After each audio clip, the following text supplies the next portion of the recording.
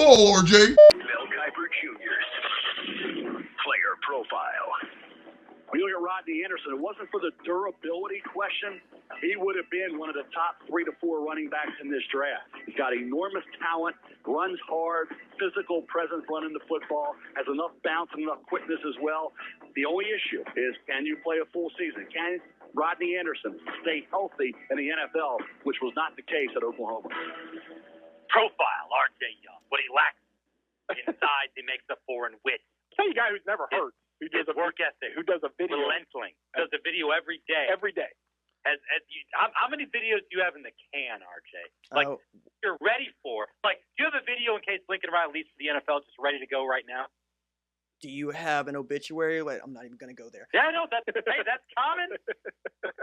That's common. I'll tell you You this, know, a guy with tremendous upside in the booth is as a Spencer Mayberry. You know, Spencer, I really like to hear you talk about stocks. I don't know how you feel about penny stock Spencer, but Blue Apron just hired its new chief operating officer away from Etsy. I think it's got tremendous potential there for you, buddy. Actually, I read an article about how Blue Apron, how those home delivery food companies give you a less carbon footprint than shopping at the grocery store. Oh, here we go. So now all the hippies are going to subscribe to Blue Apron. Here we go. Hey, RJ, it would be remiss if we did not mention the fact that expanding out a little bit, you had a great video about the Thunder, about the press conference. Next question.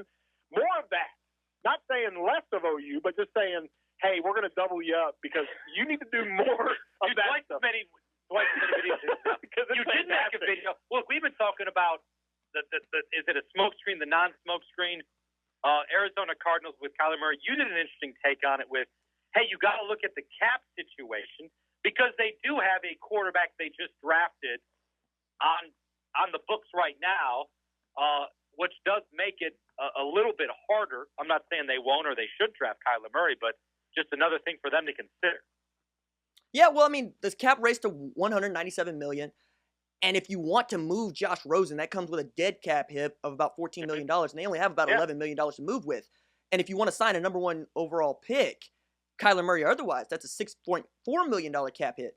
So you could do it, but you wouldn't leave yourself a lot of room. And you got a lot of money invested in guys like Chandler Jones and Pat Peterson. I think Pat Peterson and Chandler Jones come to about something like $22 million in cap a piece, somewhere in there. So you got a lot of money tied up in your defense, but also it could be a smokescreen. I'm sure that they got a capologist can move this stuff around, but if you don't want to do that and you really don't want to be in that spot, there is no good reason to be there. Trade down, get what you can get, unless you really are over the moon about Kyler Murray, and that seems to be the bit that everybody's going to get tricky with and get complicated is owner's own, right? Which is to say that if the owner at Arizona tells Steve Keim to go draft Kyler Murray, he's going to have to go draft him and make it work with this hard cap. Yeah. And we know that they do that more often than not. We know owners don't necessarily listen to their brass. And since Steve Keim kind of messed himself up by trading up 5 picks to go get Josh Rosen, it would make sense that he would want to stick with that guy and not make himself look bad for the next job he's inevitably going to have to get. Yeah. That is, again, I've talked about that a bunch. If you're the GM, Keim, and you moved up to draft Josh Rosen, if you draft Kyler Murray now, it kind of makes you look bad. Not saying you shouldn't do it, because if Kyler Murray gives you a better chance to win, then you probably should at least consider it. But let me ask you this. How does Arizona, because you talked about it, Patrick, and RJ, you keep a beat on all this stuff.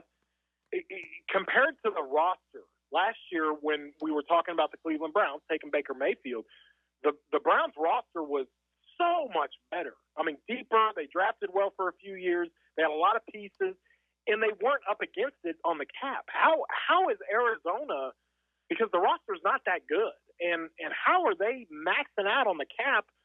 I mean, that's the worst situation to be in, is when you don't have a lot of room with the cap, and then you look at your roster and it's not that good. Well, I mean, again, if you wanted to maximize your defensive talent, you sign Chandler Jones and you pay him his $16.5 million in base. So it comes with $20 million in a cap hit. You want Pat Peterson, who arguably is one of the best corners in the league. That's another $12 million. And then you got Larry Fitzgerald that you're on the hook for another $11 million. So right there, you're looking at what?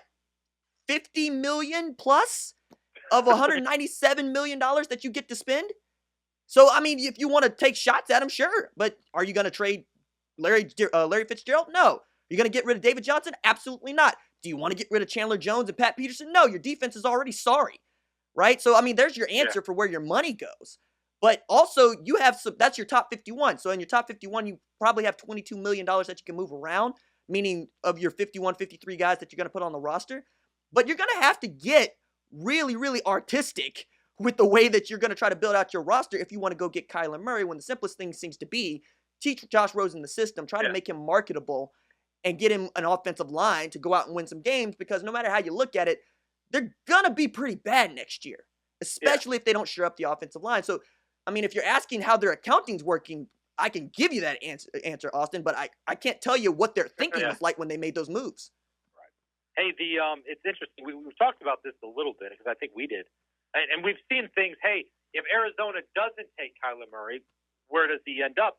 And you've made the point, look, Kyler Murray with Cliff Kingsbury makes a lot of sense. Sure. If Kyler Murray isn't as the Arizona Cardinal, what's the next place that, quote-unquote, makes sense? Well, I don't think the Raiders are going to draft him because they need defensive help, particularly in the interior of their defensive line. So he would have to slide quite a bit farther.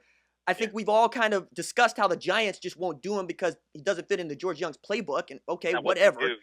And Miami seems to really, really like the man from Ohio State, Dwayne Haskins, and also Drew Lock, and maybe they'll take a flyer, but that doesn't seem to be what Brian Flores wants to do. So I'm looking at the Redskins going, do y'all have the answer that you want there? And if you get Kyler Murray at that spot, you got to take him. But also, are you willing to adapt an offense to him after you've been trying to adapt an offense to a different quarterback for, it seems, everybody but Kirk Cousins? And Kirk Cousins seemed to make that offense work with what they had. And you don't necessarily have the assets around him other than, say, Adrian Peterson, who we all love. He's also getting older. You know, you don't know what you got out of Jack Doxson. You don't know what else you have to throw to. So I don't necessarily see him getting into the top 10 if he doesn't go number 1. That is, like, again, that's the issue. I say issue's maybe not the right word. Somebody could also trade up. And people do. Right? People get squirrely about quarterbacks. We talked about, hey, is Arizona smoke screening by saying that they like Rosen or these other – we played a cut from Mike Tannenbaum, who basically said, hey, Jared Goff was real bad as a rookie. They bring in an offensive coach. Jared Goff turns it around. Josh Rosen could be the same thing. Is that maybe a plant or something out there for Arizona to drum up interest in that first pick? Also, L.A. had an offensive line that was good when they were bad. And I don't think you can overlook that. I think you really, really need to shore up your offensive line or your defensive line. You got to make a move in the trenches before you could do all of that.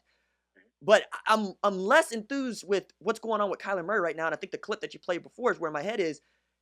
If you have an opportunity to draft Rodney Anderson or Josh Jacobs, who are you going to go with first? Right, man. I take Jacobs because he's a bit more. It doesn't have the injury history now. He was never a big workload guy either. But Anderson with 3 injuries, it's just a lot. Some of them were just bad luck. That would be my concern. But you would also see that side of things, RJ. Anderson kind of, I would say if he's healthy, he translates to the NFL a little bit better than I would say Jacobs does, just because of the size, explosiveness. You take the game he had against Georgia a couple of years ago in the playoffs. I mean, this dude was playing against good players and making them miss. And that's the kind of upside I think people see in him if he stays healthy in the NFL. Also, who's NFL, right? Because we still have 2 NFLs going on here. We have, hey, I want a 3-down back, somebody that can run between the tackles, somebody that I can trust to get me 4 or 5 yards on 3rd and 4, right? And you also have a Josh Jacobs who seems more of a guy that you could do more with, honestly. I mean, I know Rodney Anderson can catch the ball out of the backfield, but if I'm a GM, I'm scared off by the injuries. And I don't know how fast he is because he won't run for me, right? He didn't run publicly. He's trying to protect his knee, and I understand that.